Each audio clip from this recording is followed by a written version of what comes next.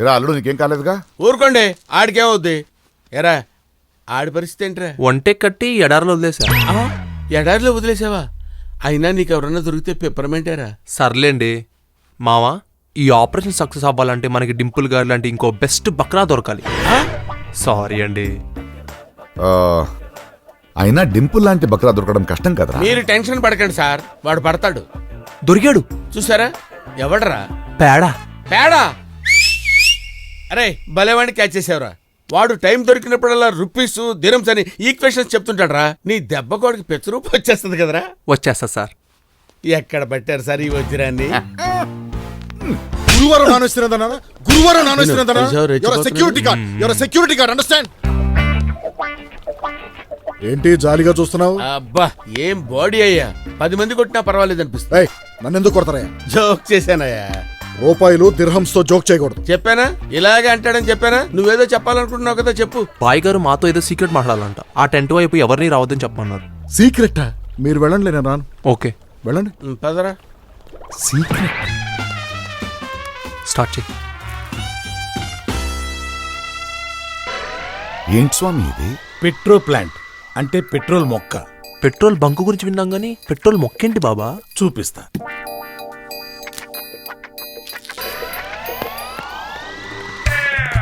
ఆ లైటర్ తీసుకో. వావ్, ఏంటి వింత? స్వామి ఇది పెట్రోల్ ఇచ్చే మొక్క నాయన. మెక్సికోలో ఒక డ్రగ్స్ కింగ్ హెరాయిన్ మొక్కని కొకైన్ మొక్కని కలిపి ఒక కొత్త మత్తు పదార్థం తీయొచ్చని చేసిన ప్రయోగంలో ఈ మొక్క పుట్టింది. నా ప్రియ శిష్యుడు కిరణ్ కుమార్ మొట్టమొదటిగా 1 టన్ను విత్తనాలని ఇండియాకి రప్పించబోతున్నాడు. 10,000 ఎకరాల్లో పంట పండించబోతున్నాడు. అంటే తరతరాలు 3 పూట్ల బంగారం తిని బతికేయచ్చన్నమాట. ఇదంతా నాకెందుకు చెప్తున్నారు స్వామి? వాడు వింటున్నాడు కాబట్టి. మూసుకో. ఈ ప్రాజెక్టుకి మొత్తం 1000 కోట్లు ఖర్చు అవుతుంది బిడ్డ. అందులో 500 కోట్లు పెట్టడానికి ఆయన రెడీ. మిగతా 500 కోట్లు పెట్టడానికి, వ్యాపారం చూసుకోవడానికి ఒక మంచి పార్ట్నర్ కావాలని నన్ను అడిగాడు. అందుకే నేను ఈ పర్యటన మీద వచ్చాను బిడ్డ.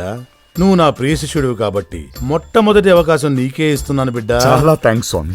సార్ మళ్ళీ మీరు ఫ్రెండ్షిప్ అని బంధుత్వమని వాళ్ళని వీళ్ళని మాత్రం పార్ట్నర్స్ గా కలుపుకో. అవునండి, ఈ ప్రాజెక్ట్ మీరు సోలోగానే చేయాలి. నా ఆలోచన కూడా అదే. భానుబాయ్ దగ్గర నావి 250 కోట్లు ఉన్నాయి. ఏదో ఒకటి చెప్పి తప్పించుకుంటాను. అలాగే ఇండియా నుంచి ఇంకో 250 కోట్లు ట్రాన్స్ఫర్ చేయించేస్తాను. శుభం. ఈ ప్రాజెక్టు గురించి బయట ఎవరు మాట్లాడకండి.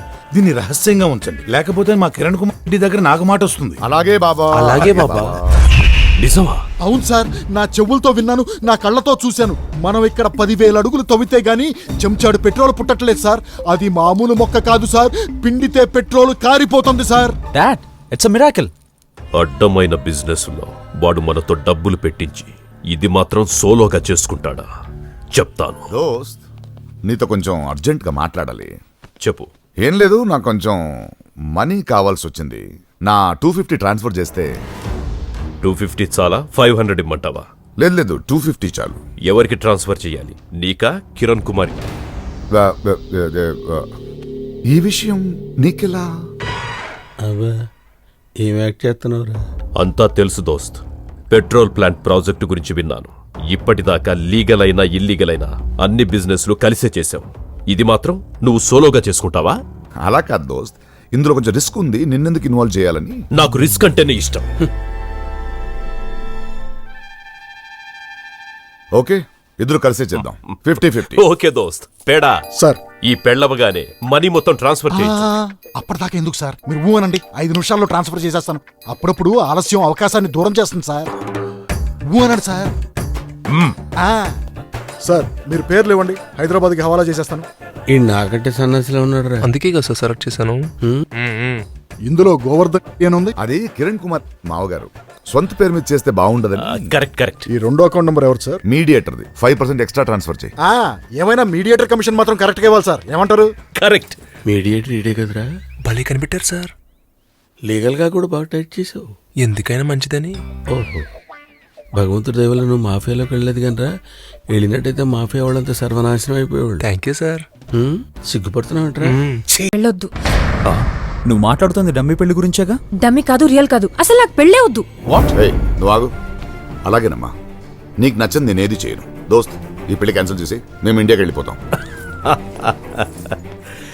ఏదో